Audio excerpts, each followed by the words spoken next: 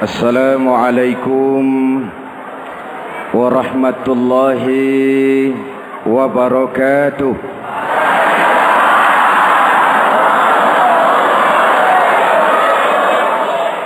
Alhamdulillahi rabbil alamin. Wassalatu wassalamu ala ashrafil mursalin Sayyidina wa maulana Muhammadin wa ala alihi wa sahbihi ajmain, amma ba'du. Para ulama yang saya muliakan, hadirin hadirat ma'asyiral muslimin yang saya cintai, banyak kita alami perubahan-perubahan yang terjadi, baik perubahan yang menyangkut sosial budaya, lebih-lebih yang menyangkut sosial politik. Yang tidak banyak mengalami perubahan adalah sosial ekonomi. Bahkan angka kemiskinan kita naik menjadi 3/5 dari total penduduk kita hidup di bawah garis kemiskinan, dan 20% diantaranya miskin mutlak. Perubahan-perubahan yang terjadi menyadarkan kita kepada kebenaran Al-Quran ketika Allah menyatakan wa tilkal ayyamu nudawiluha bainan nas. Hari itu kami putar di antara manusia. Ada saat datang, ada waktu pergi. Ada hari lahir, ada saat kembali, ada waktu dilantik, ada saat menyerahkan jabatan. Hari kami putar di antara manusia dan hidup cuma sekadar menunggu giliran. Soalnya kemudian di tengah perubahan-perubahan yang terjadi begitu cepat, what must we do now?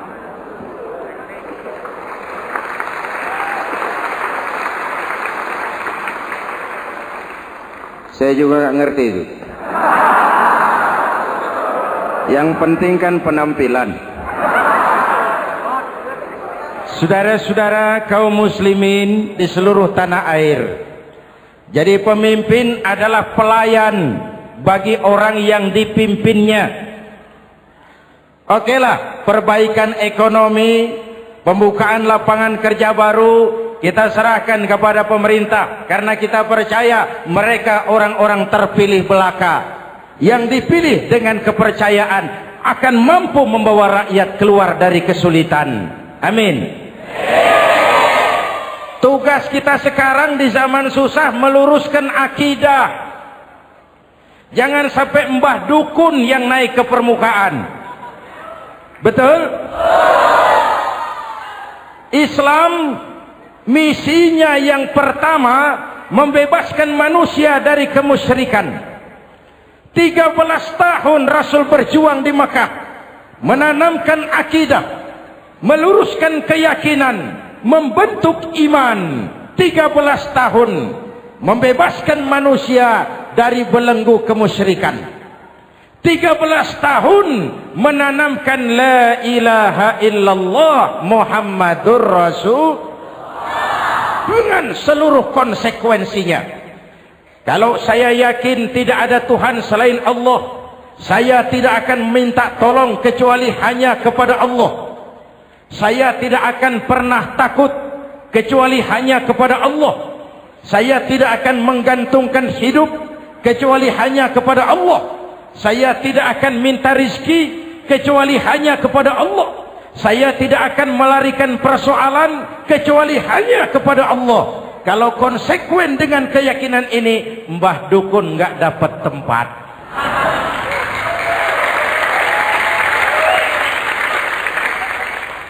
Akur? Ayo lihat secara sederhana.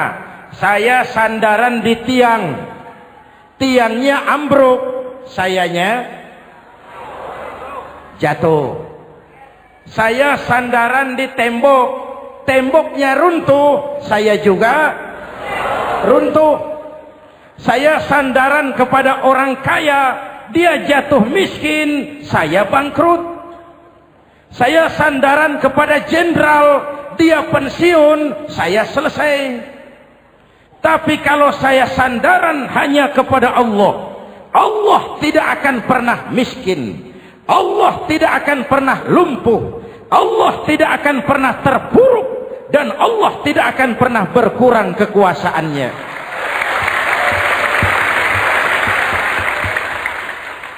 Maka umat Islam, sesulit apapun zaman yang kita hadapi, Allah juga tempat kita bersandar. Jelas? Selama ini kita iman dalam ucapan, tapi sekuler dalam perbuatan. Di masjid ada Allah, di kantor Allah tidak ada, maka korupsi merajalela.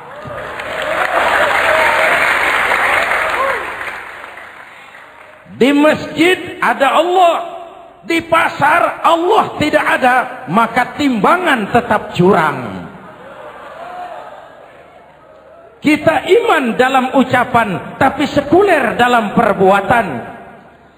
Oleh karena itu, sesulit apapun zaman yang kita hadapi, iman jugalah pegangan kita. Allah juga tempat kita bersandar.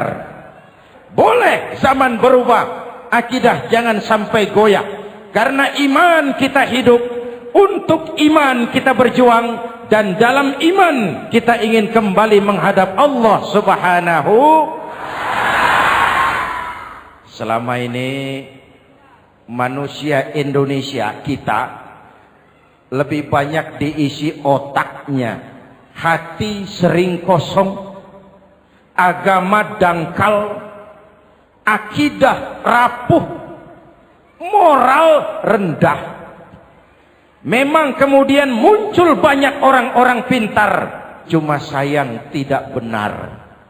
Indonesia kita bangkrut, Indonesia kita terpuruk, Indonesia kita sakit parah kalau diurus orang yang cuma pintar tapi tidak benar. Kita perlu orang-orang pintar, tapi kita lebih perlu orang benar. Jelas? Kalau cuma pintar tapi tidak benar, itu yang sering saya sampaikan, nanti disuruh ngurus beras malah nimbun beras.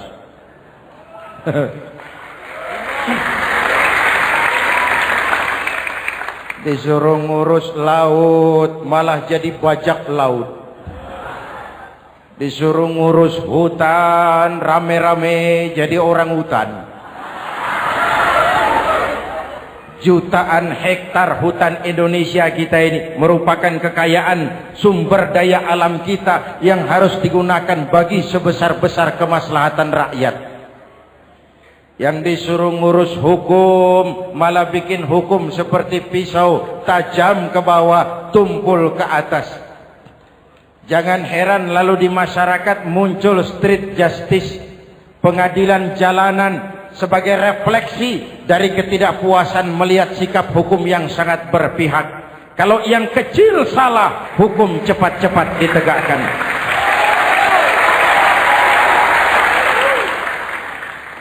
Lihat saja sekarang ini, kalau orang terkenal banyak uang punya masalah, antri yang bela. Betul? Tapi saudara lihat si Marsina di Jawa Timur, si Sengkon dan Karta di Jawa Barat, si Udin Bernas wartawan Jogja, terseok-seok mencari keadilan, sampai hari ini urusannya masih remeng-remeng. Kenapa bisa begitu? Jawabannya sederhana, tidak ada fulus. Ada fulus mulus, tidak ada fulus manfus. Betul? Jangan sampai para penegak hukum kita terjebak pada lagu baru, maju tak gentar membela yang bayar.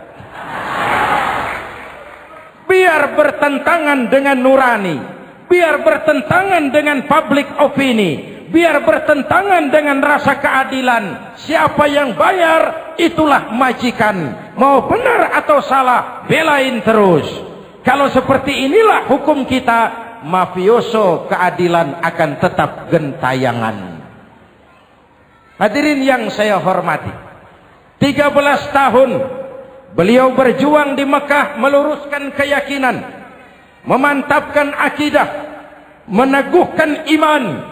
Dari situ segalanya dimulai, dan ke situ segalanya akan menuju. Intan paling mahal, mutiara paling berharga, tidak lain adalah nilai-nilai keimanan. Kalau itu sudah tergadai, apalagi yang bisa kita banggakan dalam kehidupan ini? Kita merasa harta kita berharga, belum ada artinya ketimbang iman. Kedudukan kita punya nilai pun belum ada artinya ketimbang dengan nilai-nilai keimanan. Itu intan paling mahal, itu mutiara paling berharga. Harta baru ada manfaatnya kalau dilandasi dengan iman. Jabatan dan kedudukan baru terasa gunanya kalau dilandasi dengan keimanan. Kalau jabatan lepas dari iman, yang akan lahir Fir'aun baru. Jelas?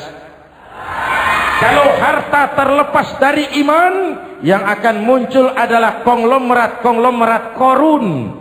Kalau ilmu pengetahuan terlepas dari nilai dasar keimanan, maka yang akan muncul adalah ilmuwan pelacur yang menyalahkan yang benar, membenarkan yang salah untuk kepentingan pribadi.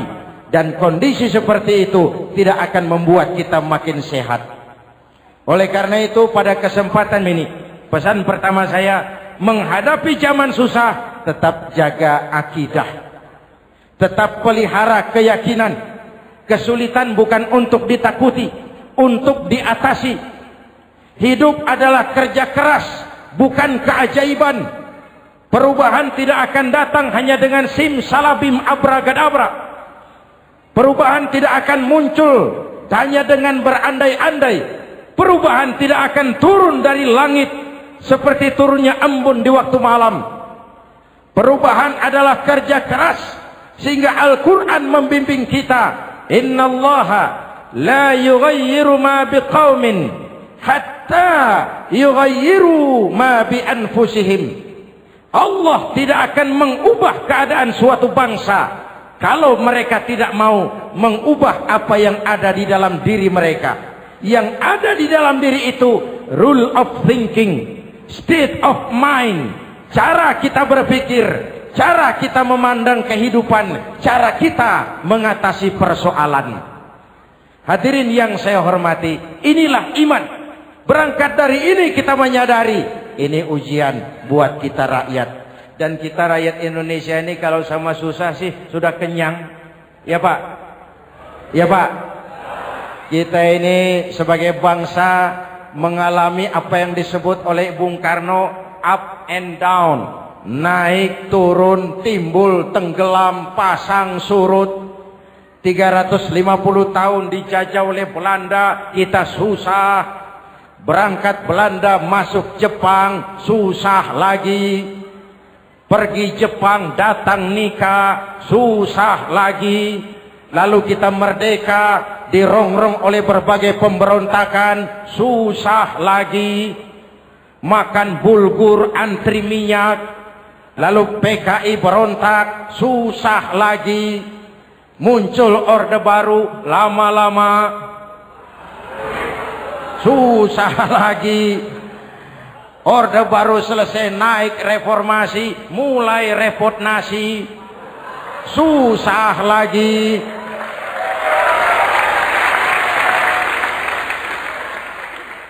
Kalau susah kita ini sudah akrab, sudah intim. Mestinya kalau sudah susah seperti itu, jangan salah sikap menyikapi kesusahan.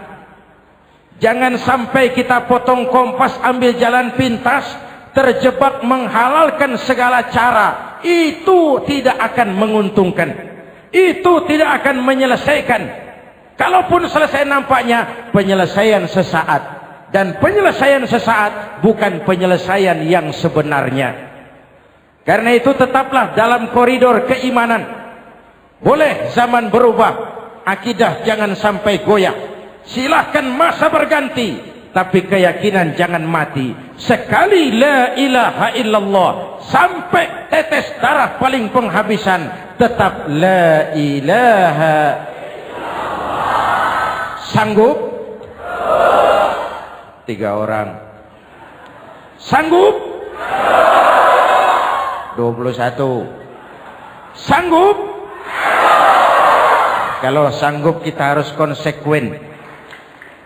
Saudara-saudara di seluruh tanah air, misi yang kedua dari Islam setelah membebaskan manusia dari kemusyrikan, membebaskan manusia dari ras diskriminasi, mengikat manusia dengan tali akidah. Sebelum Islam datang, manusia dibedakan oleh warna kulit, manusia dibedakan oleh faktor keturunan, manusia dibedakan oleh faktor harta dan benda. Adalah Rasul yang mengajarkan, innallaha la yanzuru ila suwarikum wala ila amwalikum walakin yanzuru ila qulubikum wa a'malikum. Allah tidak melihat potonganmu,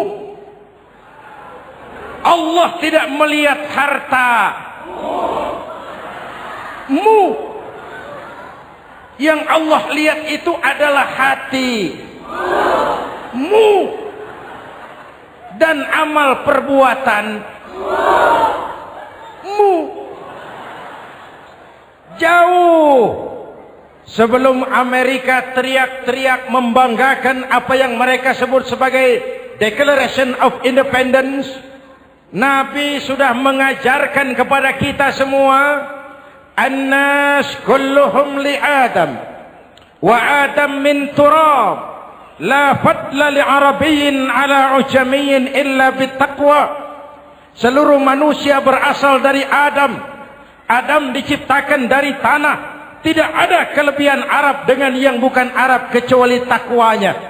Jauh sebelum Amerika mencanangkan bahwa semua manusia dilahirkan sama, that all men are created equal. Jauh sebelum itu Islam sudah membebaskan manusia dari ras diskriminasi. Apa dalam konteks kekinian menghadapi zaman susah tetap jaga kerukunan? Ya Pak, ya Bu, oi Bu. Menghadapi zaman susah tetap jaga kerukunan, baik antar umat seagama, antar umat beragama, maupun antar umat beragama dengan pemerintah. Menjaga kerukunan, jangan saling sikat sikut di antara kita. Sebab kalau sudah rukun, saya ajak berhitung, 1 ditambah 1 sama dengan, itu matematika namanya, hasilnya pasti. Tapi angka sosial hasilnya aneh. Saya ubah jadi angka sosial. Ayo kita berhitung lagi.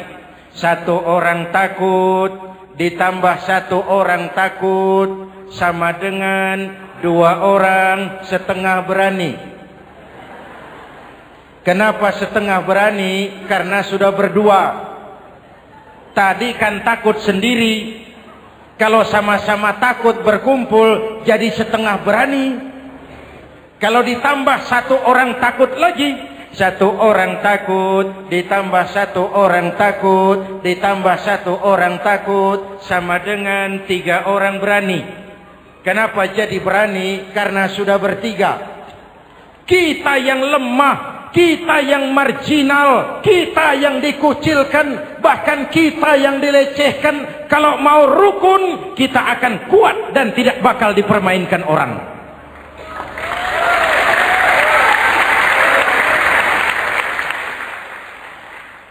Tapi kalau rukunnya yang satu mau menikam yang lain, saya ajak berhitung lagi. Yuk berhitung yuk. 1 ekor ayam ditambah 1 ekor musang sama dengan 1 ekor musang. Kemana ayamnya? Dimakan musang. Betul nggak nih hitungan? Ayo kita hitung lagi. 1 ekor ayam ditambah 1 ekor musang sama dengan 1 ekor musang. Kemana ayamnya? Dimakan musang. Jadi kalau kita suka kumpul dengan orang yang mau makan kita, selesailah kita.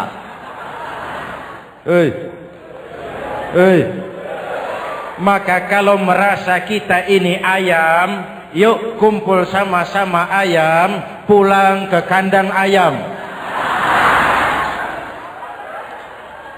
Kalau ada ayam kumpul ke kandang musang, itu namanya ayam minum baygon. Jelas? Menjaga kerukunan. Pertama, antar umat seagama, sesama muslim harus saling menjaga, harus saling memelihara.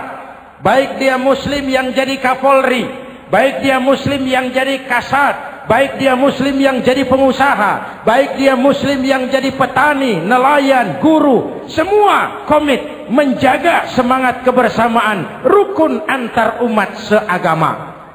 Jelas? Jelas? Hadirin yang saya hormati, atas dasar itu saya ingatkan kembali, kita semua ingin persoalan terorisme dilepaskan kaitannya dari agama manapun. Tidak ada kaitannya terorisme dengan Islam, dengan Kristen, dengan Hindu, dengan Buddha. Tidak ada kaitannya terorisme dengan pondok pesantren.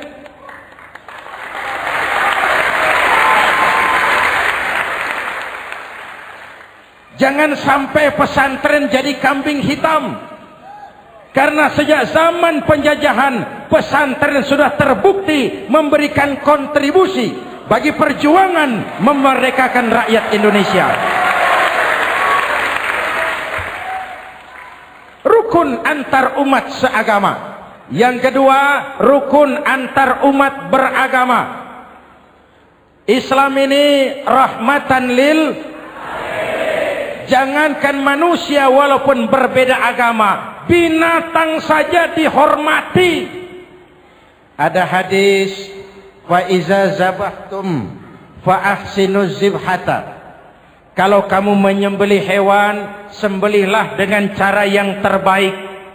Jangan menyembelih ayam dengan pisau tumpul. Itu namanya tidak berperi kebinatangan. Yang kecil lagi, saudara buka babul istinja, makruh buang air kecil di tanah yang berlubang. Sebab apa? Pertama, menjaga kesehatan. Siapa tahu di lubang yang saudara buang air kecil itu ada gas beracun. Kalau tidak, melindungi binatang yang ada di dalam lubang. Siapa tahu di lubang yang saudara buang air kecil itu ada semut sedang rapat membahas terorisme. Apa dosanya lalu mati dikencingi? Ini namanya rahmatan lis semut. Binatang saja dilindungi. Maka perbedaan agama tidak harus menyebabkan kita bertolak belakang. Perbedaan agama bukan alasan untuk saling bermusuhan. Apalagi kita sudah menyadari tentang kemajemukan kita, tentang kebinekaan kita, tentang keragaman kita. Rukun antar umat beragama. Saling menghormati, saling menghargai, tapi tetap dalam batas lakum dinukum. Lalu rukun antar umat beragama dengan pemerintah. Hadirin yang saya hormati, yang benar kita dukung, yang salah kita perbaiki dan kita tegur menurut cara-cara yang diajarkan oleh agama kita. Dan sholat berjamaah, pendidikan bernegara yang paling bagus. Tadi kita sholat ada imam, ada makmum, betul? Makmum wajib ikut imam kalau imam benar sholatnya. Rakyat wajib ikut pemimpin Kalau pemimpin benar mimpinnya. Masyarakat Islam ini loyal. Masyarakat Islam ini bukan pemberontak. Masyarakat Islam ini taat dan setia. Kapan? Kalau imamnya benar. Imam takbir, makmum. Imam ruku, makmum. Imam i'tidal, makmum. I'tidal. Imam sujud, makmum. Tapi kalau imam keliru, mestinya imam ruku malah sujud. Salah imam ini. Tegur. Siapa yang wajib negur? Makmum yang sop terdepan. Anggota DPR.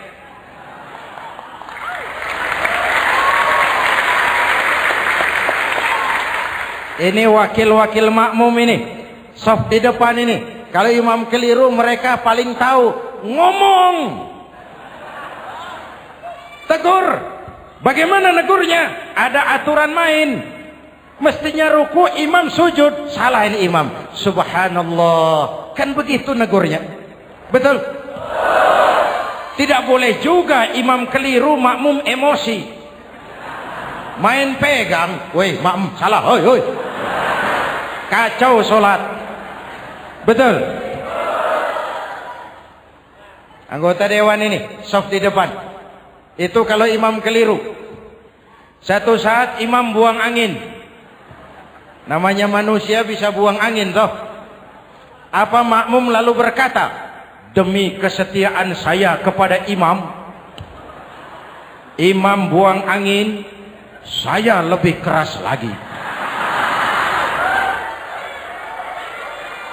Itu namanya fanatisme buta, loyalitas yang goblok. Imam buang angin, minggir. Iyyaka na'budu wa iyyaka nasta'in. Sampai situ imam buang angin, minggir imam. Lalu saf yang di depan maju. Tidak usah bikin sholat baru, teruskan pekerjaan imam. Ihdinas siratal mustaqim. Teruskan. Kenapa? Kalau bikin sholat baru lagi, nanti buang angin lagi. Bikin lagi sholat. Kapan selesainya sholat? Kapan selesainya membangun negara ini?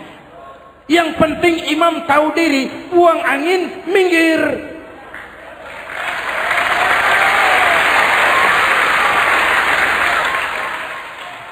Ini kacaunya sholat berjamaah kita sekarang.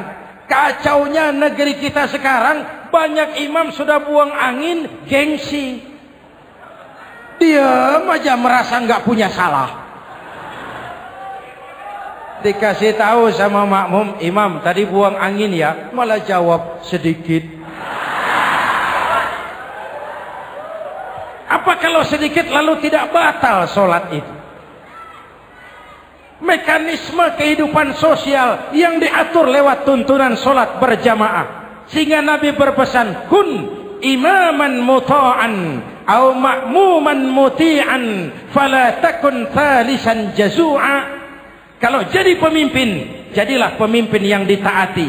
Kalau jadi makmum, jadilah makmum yang mentaati.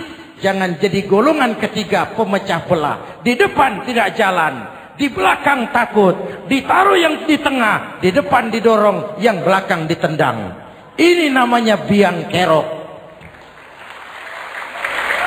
Saudara-saudara, dari uraian singkat ini saya ambil beberapa catatan pokok. Pertama, kalau ada intan paling mahal, kalau ada mutiara paling berharga dalam hidup kita, itu tidak lain adalah karena keyakinan.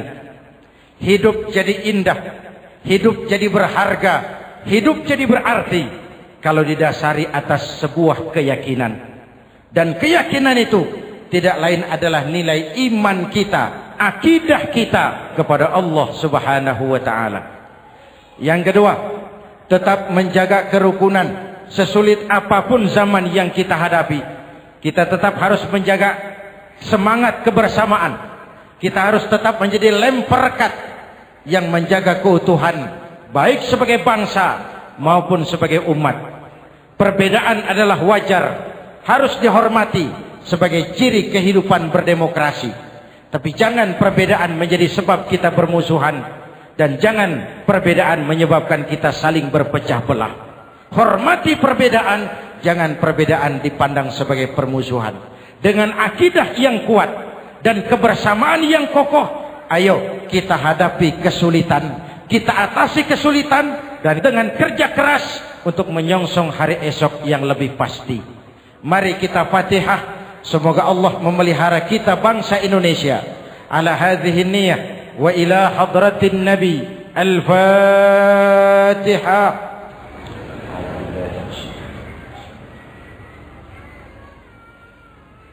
Iyyaka na'budu wa iyyaka nasta'in. Ihdinas siratal mustaqim. Siratal ladzina an'amta 'alaihim. Bismillahirrahmanirrahim. Amin. Alhamdulillah rabbil alamin.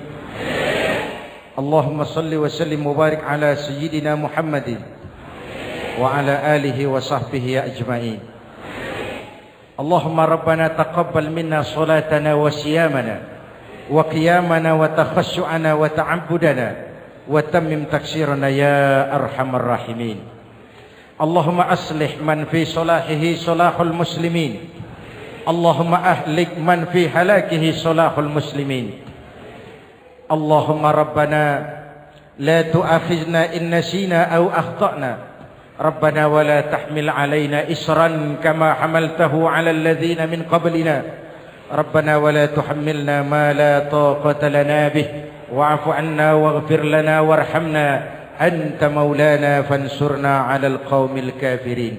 Allahumma ij'alna minas su'ada'il maqbulin wa la taj'alna minal ashqiya'il mardudin. Afdalu ma qultuhu ana wan nabiyyuna min qabli la ilaha illallah.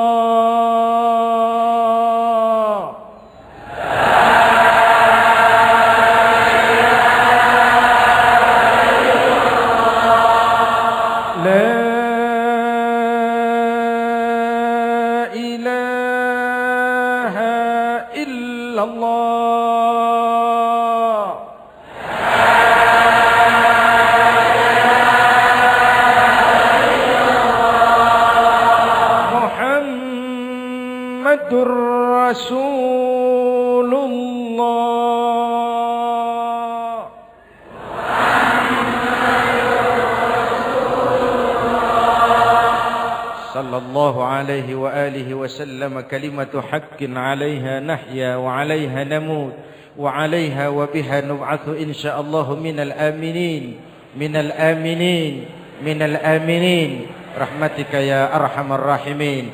Sallallahu ala sayyidina Muhammad wa ala alihi wa sahbihi ajma'in. Ana rabbika rabbil izzati amma yasifun. Salamun alal mursalin walhamdulillahi rabbil alamin. Jumpa lagi di lain kesempatan insyaallah. Wassalamualaikum warahmatullahi wabarakatuh.